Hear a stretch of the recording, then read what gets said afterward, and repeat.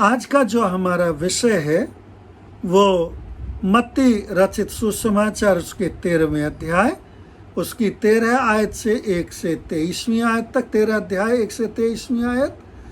लूका रचित सुसमाचार उसका 10वां अध्याय 25 से और 37वीं आयत जो आपके लिए पढ़ा गया था, और 16वां अध्याय 1 से 13वीं आयत से लिया गया है। यीशु मसीह अपने समय में जब वो सिखाता था, इस दुनिया में रहता था, तो दृष्टांतों का उपयोग करके बहुत सी शिक्षाएं दिया करता था। दृष्टांतों का उपयोग क्यों करता था? क्योंकि जो दृष्टांत होते थे वो उस समय के जीवन, उस समय की कहानियों, उस समय के आम लोगों की सोच में से लिए गए होते थे, और वो तुरंत से, चाहे लोग पढ़े लिखे हों और चाहे लोग पढ़े लिखे ना हों, उनको तुरंत से समझ आ जाते थे। यीशु मसीह ने इन दृष्टांतों के द्वारा बहुत सी शिक्षाएं दी, और उन शिक्षाओं को मैंने इन मनन में 3 अलग अलग हिस्सों में बांटा था।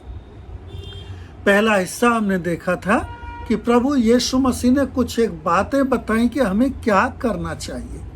फिर कुछ दृष्टांतों के द्वारा उन्होंने उन लोगों को डांटा जो इन बातों को नज़रअंदाज कर रहे थे, और कुछ दृष्टांतों के द्वारा उन बातों को समझाया जो मुश्किल थी। हालांकि हर दृष्टांत में तीनों बातें किसी न किसी रूप में होती हैं, लेकिन हर दृष्टांत किसी एक खास बात को खास रीति से कहना चाहता होता है। आज जो हमने 3 दृष्टांत लिए हैं, लूका में से और मत्ती में से, वो उस कैटेगरी में जब यीशु मसीह कुछ बातों को समझा रहा है। और जो पहला दृष्टांत हमने लिया है मत्ती रचित सुसमाचार में से, जो 13वां अध्याय 1 से 23वीं आयत तक है, इसमें प्रभु यीशु मसीह 1 से 9 आयत तक दृष्टांत दे रहा है और बता रहा है उस वचन के बीज के बारे में जो वो स्वयं प्रचार कर रहा था। और वो बता रहा है कि ये वचन के 4 अलग अलग प्रभाव अलग अलग संदर्भ में अलग अलग लोगों में कैसे होते हैं। और जो लोग सुन रहे थे उसके सामने बैठ के, खड़े होके, एक्चुअल में टेक्निकली, क्योंकि यीशु मसीह समुद्र में नाव के ऊपर है और संदर्भ में लिखा गया कि ये लोग किनारे पे खड़े होके सुन रहे थे। तो यीशु मसीह उन लोगों को समझा रहा है कि जो वचन बोला जाएगा उसके 4 अलग अलग कौन से अर्थ उनके जीवन में, कौन से प्रभाव उनके जीवन में हो सकते हैं। और फिर जो 16 से 17वीं आयत में उसी अध्याय में प्रभु यीशु मसीह कुछ एक ऐसी बात कह रहा है जो कठिन है, क्योंकि चेले कह रहे हैं भैया तू कहानियों में, दृष्टांतों में क्यों बात करता है, सीधे सीधे बता दे इनको। और यीशु मसीह उनको यशाया से कोट करके, यशाया में जो बात कही गई थी 6वें अध्याय की 9वीं 10वीं आयत में, यीशु मसीह उसको बता रहा है कि भैया मैं इसलिए बात कर रहा हूँ कि सुनते हुए सुने और ना समझें, ना बचें। जो बड़ा अजीब सा लगता है कहते हुए कि ये क्यों चाहेगा परमेश्वर। परमेश्वर तो चाहेगा कि वो समझें और वो बचें। और फिर उसके जो 18वीं से 23वीं आयत तक है, यीशु मसीह फिर उनको समझा रहा है कि जो बीज का दृष्टांत का है, जो 4 अलग अलग प्रभाव हैं, वो किस तरह से उनका प्रैक्टिकल मतलब क्या है। चाहे वो किनारे के लोग हैं जहाँ किनारे पे गिरा और बीज चुन लिया गया, या वैसे लोग हैं जो गहराई में नहीं गया और जल्दी सूख गए, या फिर वो लोग हैं जिनमें बीज गिरा भी और बढ़ा भी लेकिन दुनिया की चिंताओं ने उसको ढक लिया, या फिर वो लोग हैं जो अच्छी तैयारी से आए, जिनकी अच्छी तैयारी थी और परमेश्वर के बीज ने उनमें फल लाया। और सामने जो भीड़ खड़ी है, डेफिनेटली उसमें चारों तरह के लोग हैं, और उनको प्रभु यीशु मसीह एक्सप्लेन कर दे रहा है। उसमें वो ये भी बता रहा है कि जिनके पास है उनको ज़्यादा दिया जाएगा, यानी जो चेले बैठे हैं, जिनको ये समझ दी गई है कि उन कहानियों को, उन दृष्टांतों को वो समझ सकें। हम इससे क्या सीखते हैं बाद में समझेंगे। पहले हम तीनों दृष्टांतों को देख लेते हैं और क्यों इनको मैंने यहाँ एक जगह ग्रुप में रखा है। दूसरा जो दृष्टांत है वो हम लूका की किताब में लेते हैं, और लूका की किताब में हमें जो दृष्टांत है, लूका का अध्याय 10वां अध्याय और 25वें 37वीं आयत में, तो यहाँ जो एक ज्ञानी है जिसे लॉयर भी कहा गया है अंग्रेजी के उसमें, तो वो आता है और यीशु मसीह को परीक्षा ऑलमोस्ट ले रहा है। वो कह रहा है जी क्या करूं मैं, और यीशु मसीह कहता है अच्छा भाई तुम्हें क्या लिखा है, क्या करना चाहिए। तो वो जो 10 आज्ञाएं हैं उनकी समरी जो 2 लाइनों में होती है वो बता देता है। भाई अपने प्रभु को अपने सारे मन तन से प्रेम कर और अपने पड़ोसी को प्रेम कर। तो यीशु मसीह कहता बिल्कुल सही कहा तुमने, जाओ ऐसा ही करो, सही बात है। और फिर ये जो बंदा है इसे लगता है कि ये तो लगता है कि इसने मुझे ऐसा जवाब दे दिया कि अब मेरा बेवकूफ़ बन गया। तो वो अपने आप को बुद्धिमान ठहराने के लिए कहता है अच्छा पहले सवाल में तो कुछ कह नहीं सकता था अपने सारे तन मन से, तो दूसरे सवाल जी मेरा पड़ोसी कौन है, क्योंकि यहाँ बहुत से लोग रह रहे हैं, जो टैक्स कलेक्टर हैं वो भी हैं, समरिटन्स भी हैं और रोमी भी हैं और हर तरह के लोग हैं। तो वो अपने आप को ये जस्टिफाई करना चाहता है और यीशु मसीह वहाँ उसे दृष्टांत सुनाता है जो गुड समरिटन के नाम से दृष्टांत जाना जाता है, अच्छे सामरी के नाम से। और अच्छे सामरी के नाम से जब सुनाता है उसको, यानी जो सिर्फ सुन नहीं रहा है बल्कि जो कर रहा है। अब यहाँ जो बंदा है वो अच्छे से व्यवस्था को जानता है, ठीक है, लेकिन कर नहीं रहा है, ठीक है जी। उसमें जो बीज है फलवंत नहीं हो रहा है। वो दुनिया की जो चिंताएं हैं, या तो मार्ग के किनारे के उसमें, या दुनिया की चिंता के, या फिर कम गहराई, तीनों में से किसी भी कैटेगरी में उसको रख लो। मैं तो उसको जनरली रखूँगा जो कम गहराई में है, जल्दी सूख जाता है, उसमें बढ़ता है, फिर वो कम गहराई का जो बीज है उसका है, वो ऊपर ऊपर से बोलता है और उसमें कहीं भी जड़ नहीं है। और यीशु मसीह उसको बता देता है, एक्सप्लेन कर देता है, देख भाई तूने जो कहा है उसका ये मतलब है, तू अच्छे से जानता है लेकिन तू करने के लिए नहीं पूछ रहा है मुझसे, खाली तू चाहता है कि मैं फंस जाऊं। और उसको एक्सप्लेनेशन समझ आ जाती है और चुपचाप होके वहाँ से वो चला जाता है। जो तीसरी कहानी है वो थोड़ी मुश्किल वाली है। जो तीसरा दृष्टांत है वो जो उस मैनेजर का है जो बुरा मैनेजर है। और इसको आप किसी भी कमेंट्री में आप पढ़ेंगे तो ज़्यादातर लोग ये कहेंगे बहुत मुश्किल है, और मेरे लिए भी बहुत मुश्किल है। So I am not claiming to give you the perfect answer, ठीक है ना, मैं खाली अपने तरीके से इसको समझने की कोशिश कर रहा हूँ। तो इसमें कैसे हम लोग देखते हैं कि इसमें यीशु मसीह, जब कॉन्टेक्स्ट को हम लोग देखते हैं तो इसका जो पहला 15वां अध्याय यीशु मसीह परमेश्वर के राज के बारे में बता रहा होता है। और क्या बता रहा होता है कि जो कॉन्टेक्स्ट उसमें क्या है, जो पापी लोग हैं यीशु मसीह के पास आ रहे हैं, और जो फरीसी सदूसी शास्त्री लोग हैं वो पीछे हटते जा रहे हैं। और 15वें अध्याय के 3 दृष्टांतों में यीशु मसीह बताता है कि खोया हुआ कितना महत्वपूर्ण है कि उसे बचाया जाए। और फिर जब 16वां अध्याय शुरू होता है तो वो इन फरीसी और सदूसियों की तरफ देख के चेलों से बात कर रहा होता है, और वो एक ऐसे बंदे का उदाहरण देता है जो प्रोबेबली फरीसी और सदूसियों के ऊपर बिल्कुल फिट बैठता है कि यो वो वाले बंदे मैनेजर हैं, पूरा घपला कर रखा है इन्होंने, और इनको क्लियर बता रखा है कि भैया तुम्हारे दिन पूरे हो गए हैं, अब तुमसे छीन लिया जाएगा और दूसरों को दे दिया जाएगा, चाहे वो 12 चेले जो यीशु मसीह के साथ चल रहे हैं और चाहे लोग पापी लोग हैं जो नज़दीक आके बैठ गए हैं। और इसी दृष्टांत के अंत में अगर आप देखो तो यीशु मसीह बताता है कि तुम 2 में से एक की सेवा कर सकते हो, या धन की सेवा कर सकते हो या परमेश्वर की। और उसके अगली आयत जो मैंने नहीं पढ़ी है 14 और 15 आयत उसमें देखेंगे तो वहाँ लिखा है कि फरीसी लोग धन के बहुत लोभी थे और वो जल भुन गए जब उनको ये दृष्टांत सुनने को मिला। तो अब इस संदर्भ में आप देख लो कि संदर्भ में जो बुरा मैनेजर है उसकी तरफ यीशु मसीह कह रहे हैं, और वो ये भी कह रहे हैं कि जो अंधकार के लोग हैं तुमसे ज़्यादा अच्छे हैं, कम से कम वो बुरे धन में से कुछ तो भला कर रहे हैं। और पता है मैं अपना ये सोच रहा था अपने इंडियन कॉन्टेक्स्ट में, आपने कभी कभी देखा होगा बड़े बिजनेसमैन होते हैं, बड़े लोग होते हैं जो दुनिया भर का करप्शन करके पैसा कमाते हैं और फिर उसके बाद कितने बड़े बड़े भंडारे लगाते हैं कितने बड़े बड़े दान के काम करते हैं। यीशु मसीह ये नहीं कह रहा कि उजाले के बच्चे, यीशु मसीह कह रहा अंधेरे के बच्चे, लेकिन कितने तेज हैं ना वो। सारी पब्लिक जय जयकार करते हैं, भाई कितने अच्छे सेठ जी हैं या कितने अच्छे लोग हैं, इतना बड़ा दान करा, इतनी बड़ी चैरिटी खोली, इतने अच्छे काम करे। और यीशु मसीह कह रहा कम से कम ऐसे ही हो लो, कम से कम अंधकार के पाप के धन से ही दोस्त बना लो, अच्छा तो तुम्हें मिलने वाला है नहीं। जब तुम उसमें वफादार नहीं रहे तो अच्छा तो तुम्हें मिलने वाला है नहीं। लेकिन अगेन परमेश्वर प्रभु यीशु मसीह इस पूरे कॉन्टेक्स्ट में इसको इसलिए लिया, एक सिचुएशन को एक्सप्लेन कर रहे हैं, समझा रहे हैं जो वहाँ हो रही है इन उदाहरणों के द्वारा से। तो मैंने इन दृष्टांतों को रखा है एक्सप्लेनेटरी पैराबल्स। ऐसा नहीं है कि सिर्फ एक्सप्लेनेशन इनमें या इंस्ट्रक्शंस नहीं है, लेकिन मोर प्रोमिनेंटली यीशु मसीह इन दृष्टांतों के द्वारा समझा रहे हैं, बता रहे हैं, एक्सप्लेन कर रहे हैं एक सिचुएशन को, एक संदर्भ को। अब हम ये देखेंगे कि हम इनसे सीखते क्या है। हमने इन तीनों दृष्टांतों को देख लिया है।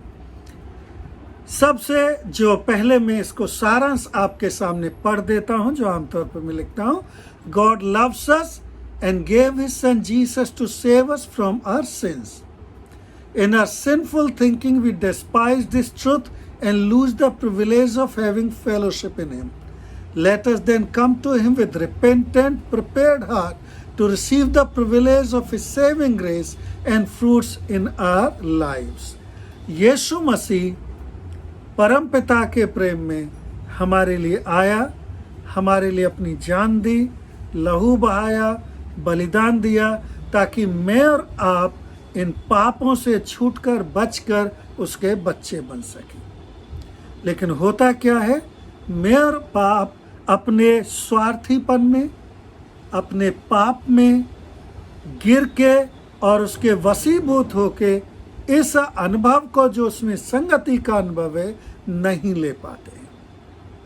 उस आनंद को नहीं ले पाते जो परमेश्वर के राज्य में, चाहे वो खोए हुओं के वापस आने को हो या मेरे अपने वापस आने को हो या मेरी परमेश्वर के साथ चलने की प्रक्रिया हो, नहीं आनंद ले पाते।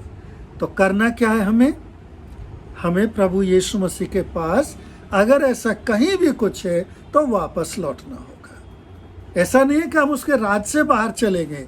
अगर हम प्रभु में हैं, परमेश्वर ने हमें चुना है तो वही है, लेकिन परमेश्वर के उस अनुभव से, उस आनंद से, उस जो एक सांत्वना है, एक एश्योरेंस है, उससे हो सकता है थोड़े हिल गए होंगे, दूर हो गए हों। तो हमें वापस आना होगा, वापस उसके चरणों में बैठना होगा और उस सत्य के आधार पर पवित्र आत्मा के सहयोग से हमें ये आनंद, ये जीवन वापस अनुभव में लाना होगा।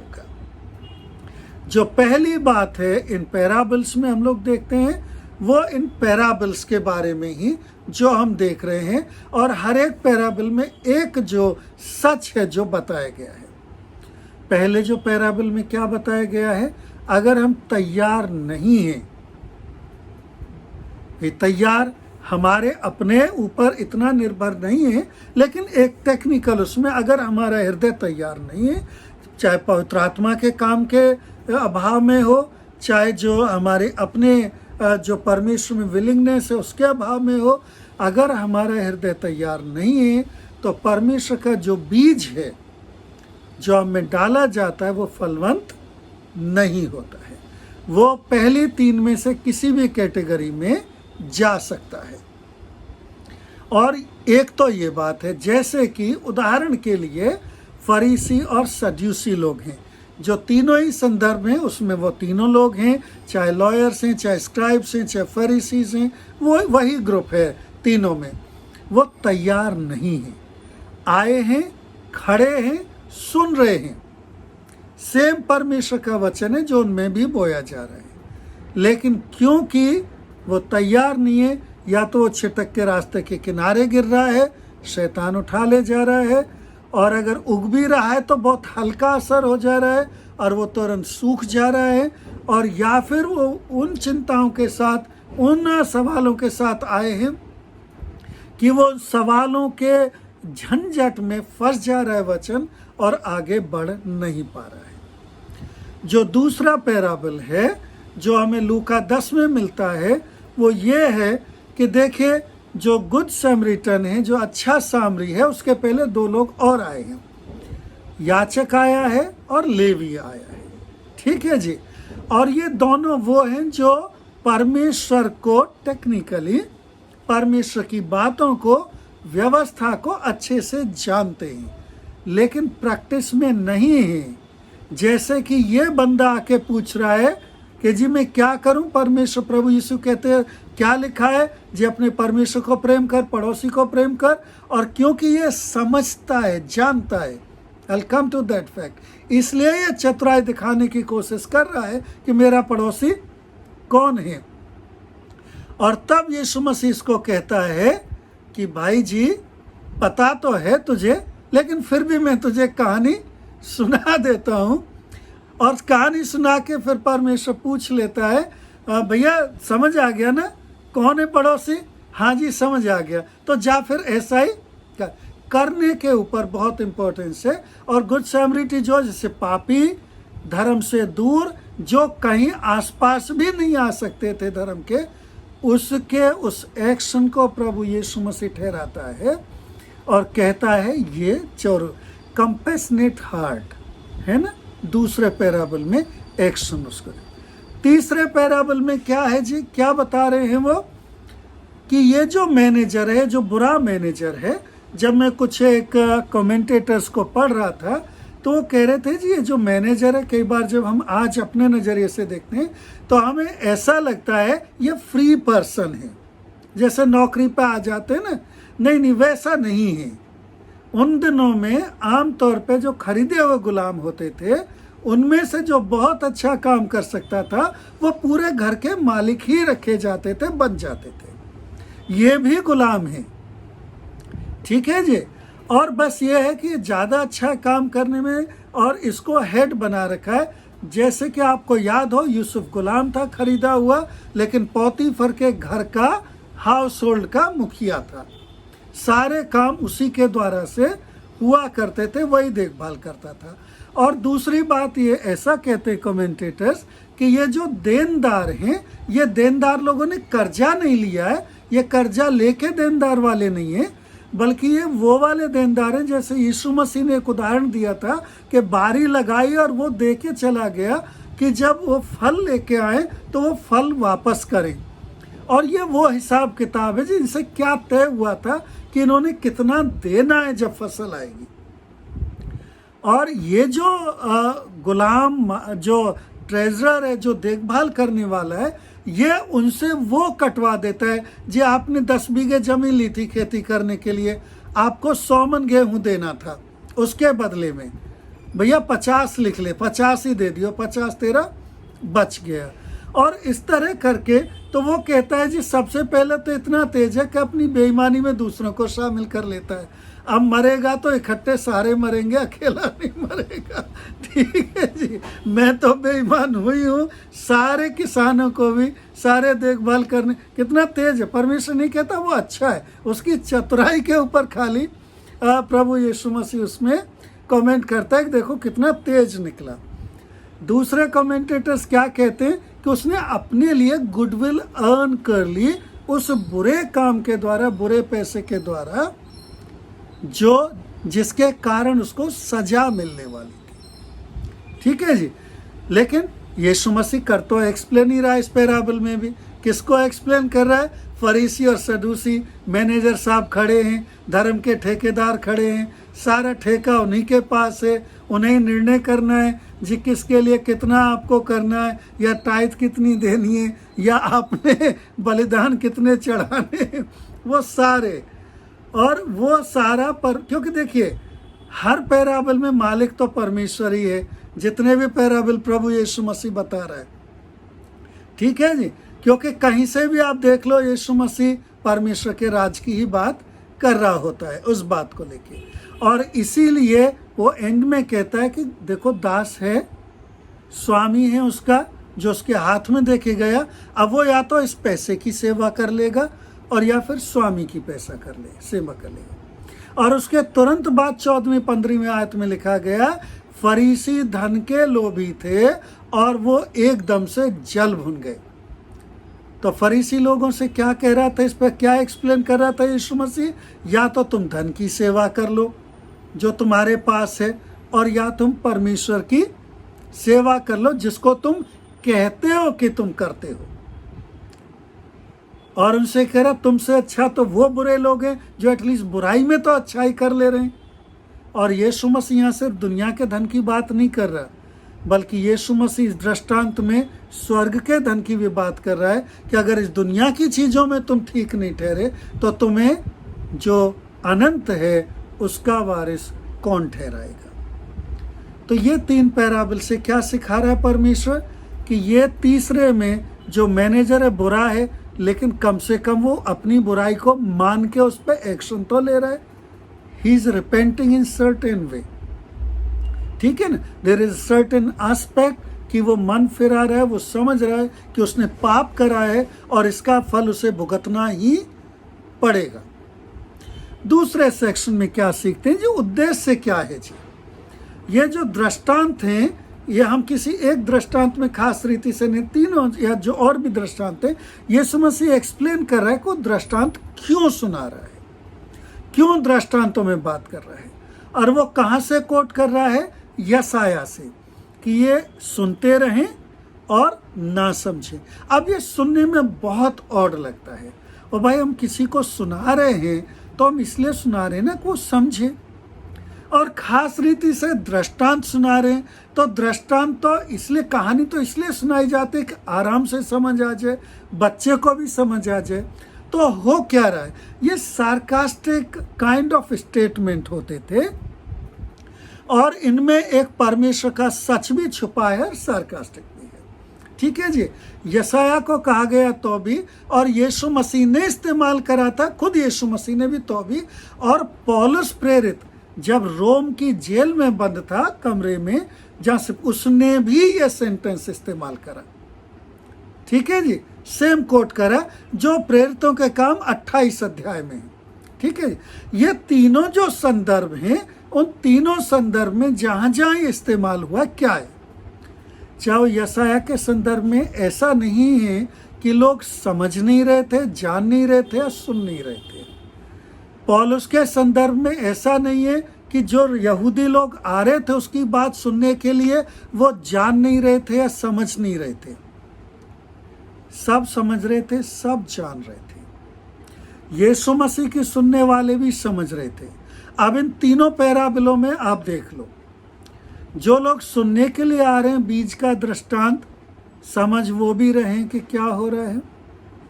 जो गुड समरीटन का दृष्टांत सुन रहा है वो अच्छे से समझ गया कि इसका क्या मतलब है। उसने कहा पड़ोसी कौन है? जो अच्छा सामरी, जिसने उसकी क्लियर उत्तर आया।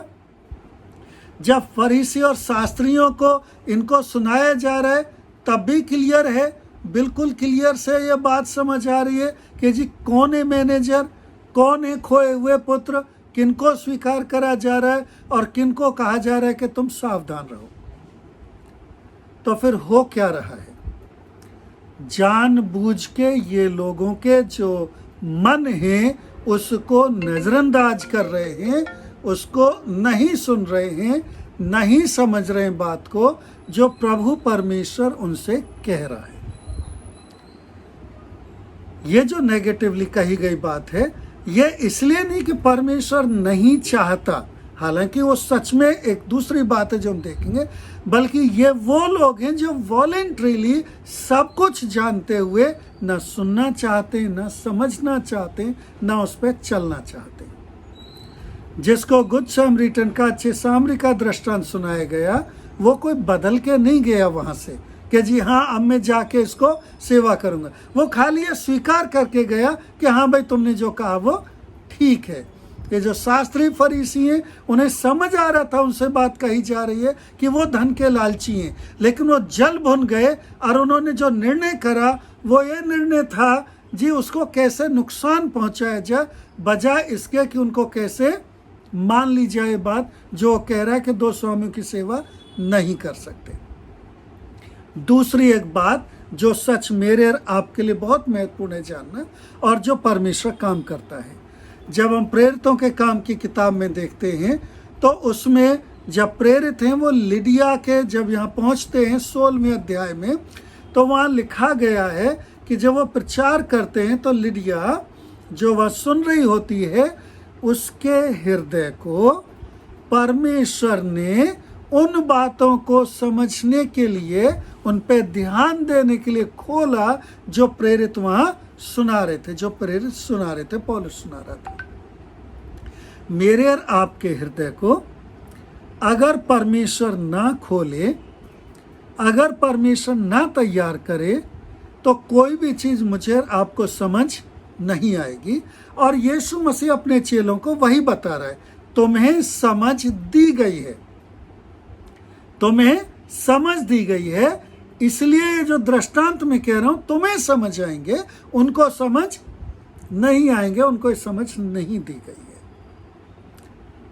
मैं और आप उन सौभाग्यशाली लोगों में से हैं जिनको दिया गया है, जिनको समझ आती हैं बातें, इसलिए मैं और आप यहाँ बैठे हैं, और जिनको और दिया जाएगा। इसलिए नहीं कि हम लायक हैं, इसलिए नहीं कि हमने अपने दिल को बहुत अच्छे से तैयार करा था, इसलिए क्योंकि परमेश्वर ने अपनी पवित्र आत्मा के द्वारा हमारे दिल को नया करने के द्वारा से हमारे हृदय में ये भावना दी थी कि हम परमेश्वर के वचन को जो हमें बोला गया समझें, ताकि हम प्रभु यीशु मसीह के उस सत्य को जान सकें, समझ सकें और मान सकें।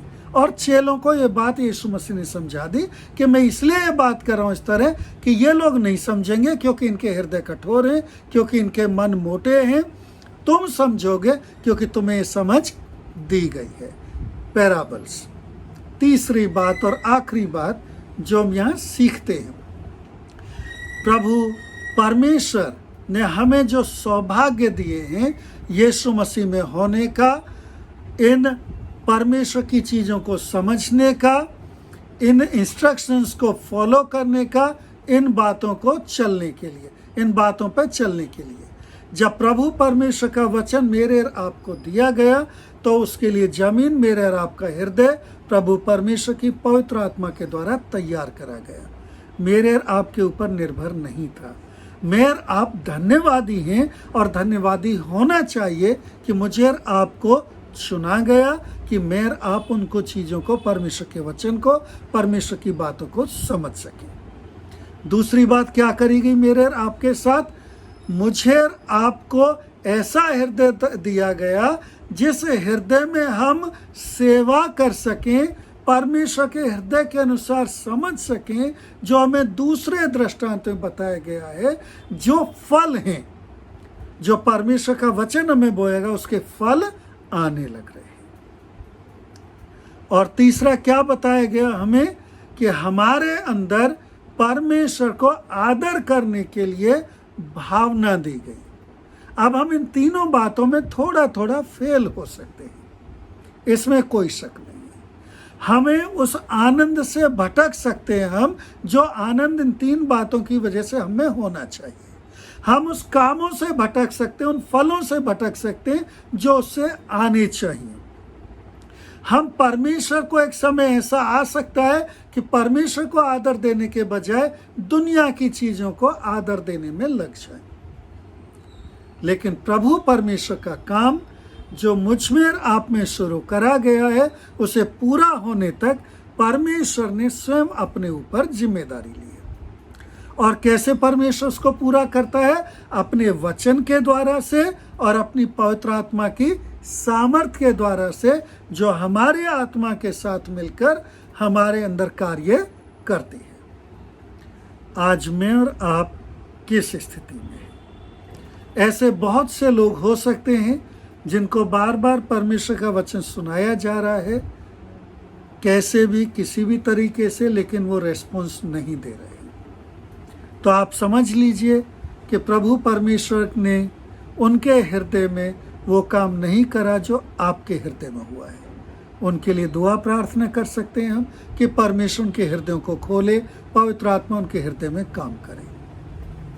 ऐसा हो सकता है कि परमेश्वर के वचन को सुना है, फल भी आए हैं, लेकिन किसी तूफान में, किसी समस्या में, किसी दुनिया की उसमें दब रहा है वो, और उसको अगर उसमें से आगे निकलना है तो वो जो झड़बेड़ियाँ हैं वो काटनी होंगी, अलग निकलनी होंगी इनकी प्रेशर से बाहर। पवित्र आत्मा उनमें मदद करेगी अच्छी भूमि को तैयार करने में, लेकिन विलिंगनेस तो हमारे पार्ट में आएगी आएगी। जिम्मेदारी हमारी है, रिस्पॉन्सिबिलिटी हमारी है, हम अपनी जिम्मेदारी से नहीं भाग सकते। काम परमेश्वर का है, रिस्पॉन्सिबिलिटी हमारी है, जिम्मेदारी हमारी है। क्या परमेश्वर की चीज़ों को लेकर परमेश्वर का आदर हमारे दिल में बना रहता है? और अगर परमेश्वर को छोड़ के कहीं भी और हमारा आदर जा रहा है, अगर किसी और के लिए हो रहा है, तो फिर हम उस अच्छे दास की तरह नहीं हो पा रहे, जिसे दो में से एक को चुनना पड़ेगा, या तो परमेश्वर को या धन को। बुरे लोग बुराई में कुछ अच्छा कर सकते हैं, लेकिन वो बुरे ही रहेंगे, अंधकार के ही पुत्र रहेंगे, अंधकार की पुत्रियां रहेंगी। वो खाली एक उदाहरण है इस कंपेयर को करने कि वो कितनी चालाकी से अपने अंधियारे में भी कुछ भला कर जाते हैं। लेकिन सवाल ज्योति वालों से पूछा गया है कि तुम जो ज्योति की संतान हो, तुम कितने बेवकूफ हो, वह अंधेरे वाले कितने अच्छे से कर जा रहे हैं, तुम्हें कितना और आगे बढ़ के करना चाहिए। और अगर कहीं हम फेल हो रहे हैं तो जड़ एक ही है। We have to return back to love of Christ to experience it, then only love can flow from our heart. We have to experience the compassion of Christ, then only compassion can flow from our heart. How we will know? We have to get back to his word and have the Holy Spirit work in our heart. That means offer ourselves unconditionally for the work of the Holy Spirit. जो हमारे हृदय में पश्चाताप, हमारे हृदय में जो भावना है कि मैं कुछ नहीं हूँ, परमेश्वर को पूरी तरह अपने हृदय में लेने के द्वारा ही आ सकती है। जब हम ये रियलाइज कर लेंगे कि मैं गलत हूँ, मैंने पाप करे हैं और परमेश्वर सिर्फ सही है। परमेश्वर के जब इन दृष्टांतों से हम सीख रहे हैं, प्रभु परमेश्वर मेरे और आपको जिस भी स्थिति में मैं और आप हैं, जहाँ भी आप और मैं हैं, मैं और आप बाहर भी हो सकते हैं जिसकी ज़िंदगी में ये बीज आया लेकिन अभी जड़ नहीं पकड़ रहा है ठीक से, वो भी हो सकते हैं। तो प्रार्थना करिए कि परमेश्वर आपको मदद करे, आपके हृदय में नई सृष्टि देने के लिए, आपके कानों को खोलने के लिए, आपके हृदय में स्वीकार करने के लिए। हो सकता है मैं और आप अंदर हैं, लेकिन दुनिया भर की चीज़ों ने उसको दबा लिया है। तो प्रार्थना करेंगे कि पवित्र आत्मा मुझे और आपको मदद करे। परमेश्वर मेरे और आपके साथ रहे।